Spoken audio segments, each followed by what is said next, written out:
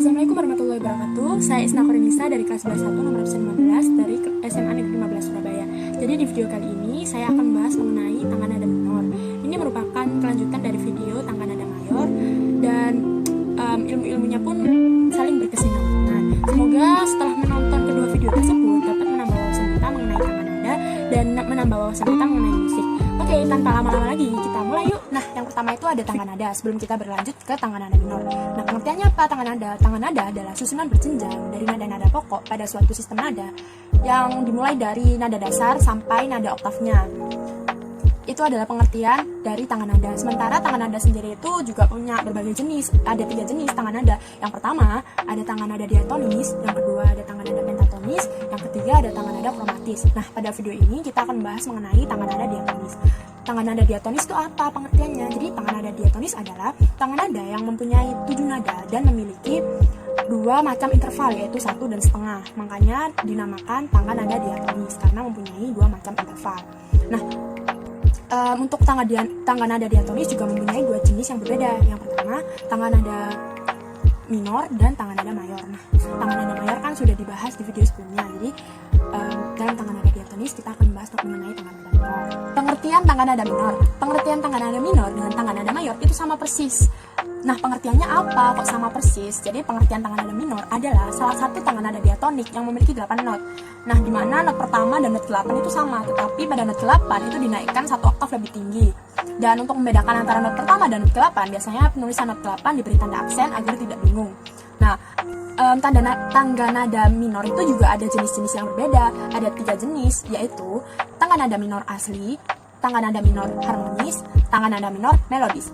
Nah, yang pertama, tangan nada minor asli. Tangan nada minor asli adalah tangan nada yang hanya memiliki nada-nada pokok saja tanpa ada sisipan crash dan mol. Jadi di situ tidak ada sisipan crash dan mol sama sekali. Nah, yang kedua, ada tangan nada harmonis. Tangan nada harmonis adalah tangan nada yang pada nada ke-7 dinaikkan setengah nada. Dan pada saat naik dan turun nadanya itu sama. Nah, yang ketiga, ada tangan nada melodis. Tangan nada melodis adalah tangan nada minor yang pada nada ke-6 dan ke-7 dinaikkan setengah nada pada saat naik, kemudian pada saat turun diturunkan setengah nada. Nah, itu dia jenis-jenis tangan nada minor. Nah, ciri-ciri tangan nada minor itu apa? Setelah kita mengetahui jenisnya, jadi ciri-ciri tangan nada minor itu berkebalikan dengan tangan nada mayor. Yang pertama itu bersifat sedih. Kan tangan nada mayor itu gembira. Nah, untuk tangan nada minor dia itu bersifat sedih. Yang kedua, kurang bersemangat. Karena sedih akhirnya kurang bersemangat. Itu termasuk ciri-cirinya. Terus yang ketiga, mempunyai pola interval yaitu 1, setengah, 1, 1, setengah, 1, 1. Nah, yang keempat itu biasanya dimulai dan diakhiri di nada A. Kalau misalnya tangan nada mayor itu kan diawali dan diakhiri tangan nada C. Nah, untuk tangan nada minor itu A. Kenapa A? Karena pada tangan nada A itu merupakan termasuk tangan nada asli karena dia tidak disisipi crash maupun mol. Makanya dia disebut tangan nada asli dan menjadi awalan dan akhiran pada tangan nada minor. Nah, ini sesuatu hal yang perlu diingat nih, bahwa kalau misal interval antara nada B ke C dan nada E ke F itu bernilai setengah. Nah, kecuali mereka berdua itu bernilai 1. Jadi sebelum kita beranjak ke yang selanjutnya itu perlu diingat bahwa kalau B ke C dan E ke F itu nilainya setengah biar ada pedoman buat kita nulis interval. Seperti itu.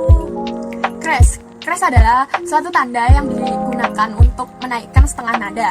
Nah, dalam pelafalannya crash ini diberi imbuhan is. Misalnya kita punya nada F plus crash, nah dibaca vis. Nah, kita punya nada B plus crash, dibacanya bis. Nah, untuk metodenya sendiri dalam penulisan crash itu ada 2 metode. Yang pertama rumus crash, yang kedua interval. Kedua metode tersebut tetap menggunakan panduan interval. Jadi itu adalah kunci dari sebuah tangan nada minor. Keduanya itu tetap sama menggunakan interval, tapi rumus crash ini merupakan cara yang lebih efisien dari interval seperti itu. Jadi yang pertama kita akan membahas terlebih dahulu mengenai rumus crash. Rumus crash sendiri itu terdapat 2 langkah untuk mendapatkan crash pada suatu tangan nada. Langkah yang pertama, nada kelima dari suatu tangan nada sebelumnya digunakan sebagai nada dasar sama dengan do. Misalnya nada sebelumnya itu A kan, nah nada kelimanya itu kan E. E itu akan dijadikan nada dasar sama dengan do. Udah kita tuliskan.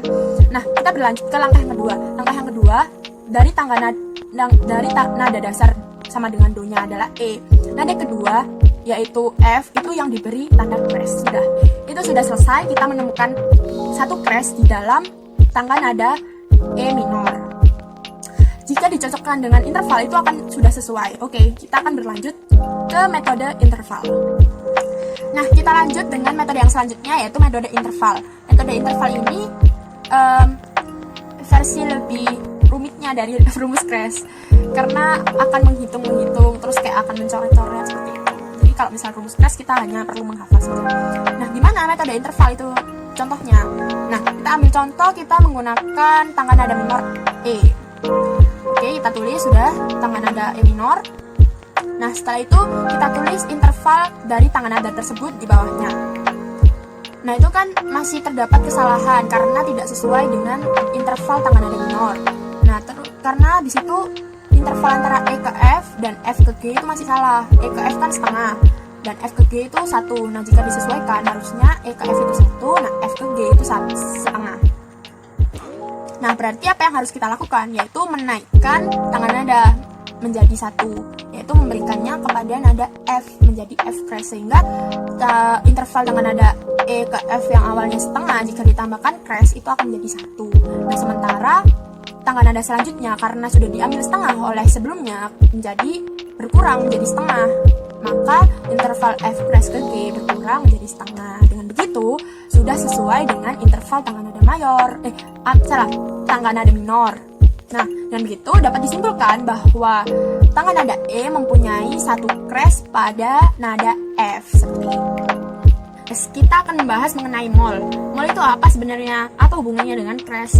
Mol itu adalah sebuah tanda yang memiliki fungsi untuk menurunkan setengah nada. Nah, dalam pelafalannya, mol ini diberi imbuhan S. Jadi kalau crash tadi kan is, tapi kalau mol ini S. Misalnya kita punya nada G plus mol, dibacanya ges. Jika punya nada B plus mol sama dengan bes. Nah, untuk metodenya sama, mempunyai dua metode, yaitu rumus mol dan interval. Nah, yang pertama kita akan membahas mengenai rumus mol. Rumus mol ini juga sama kayak crash, ada dua langkah, tetapi yang berbeda itu peletakan nadanya. Nah, langkah yang pertama itu kita nada keempat dari nada sebelumnya dijadikan nada dasar sama dengan do. Kita ambil nada sebelumnya itu kan A. Nah, nada keempatnya itu kan D ya. Nah, kita tulis D di situ. Nah, setelah kita tulis, beranjak ke langkah yang kedua. Dari tangga nada D tersebut, nada yang ke-6 dari tangga nada baru diberi tanda mol. Jadi nada yang ke-6 dari tangga nada tersebut itu kan D. Nah, itu langsung diberi tanda mol. Nah, itu jika disesuaikan dengan interval itu akan sudah sesuai, tapi dengan metode yang lebih efisien dan lebih cepat. Tinggal metode yang selanjutnya ada metode interval. Metode interval ini seperti metode interval pada crash, tapi ini mol gitu. Enggak ya. Terus oke, penerapannya seperti apa? Jadi kita ambil contoh tangga nada minor D. Nah, kita tulis tangga nada minor D. Setelah itu kita tulis intervalnya di bawahnya. Jreng. Nah, setelah kita tulis, dapat kita lihat bahwa interval tersebut masih belum sesuai dengan interval tangga nada minor. Dimana interval A ke B dan B ke C itu masih belum sesuai. Di situ kan A ke B kan 1, nah B ke C kan setengah. Harusnya disesuaikan dengan tangga nada minor. A ke B itu setengah, B ke C itu 1. Jadi apa yang harus kita lakukan? Nah, kita akan memberi atau menurunkan setengah nada pada nada B. Jadi kita beri mol di situ.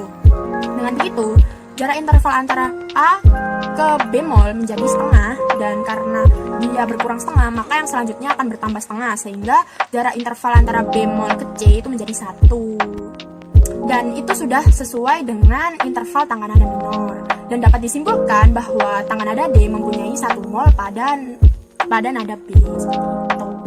Nah, itu tadi penjelasan panjang lebar saya mengenai tangga nada minor. Saya harap video ini dapat mengedukasi kita semua dan pengetahuan kita mengenai musik akan sedikit lebih bertambah.